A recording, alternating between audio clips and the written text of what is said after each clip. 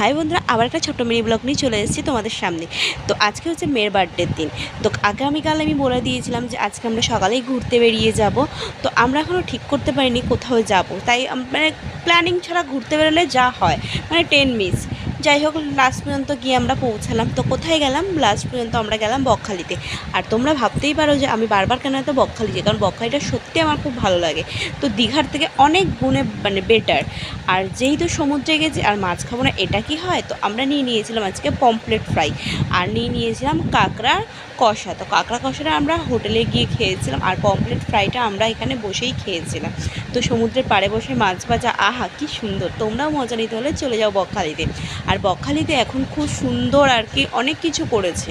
তো এখানে ঢেউ কম হতে পারে, কিন্তু এখানে মানে বিচের মজাটা তোমরা একদম ফুল দমে নিতে পারবে। তো আমিও সেই জন্য চলে যাই বারবার বকখালি বেড়াতে। আর আমার এই মিনি ব্লগটি ভালো লাগলে তোমরা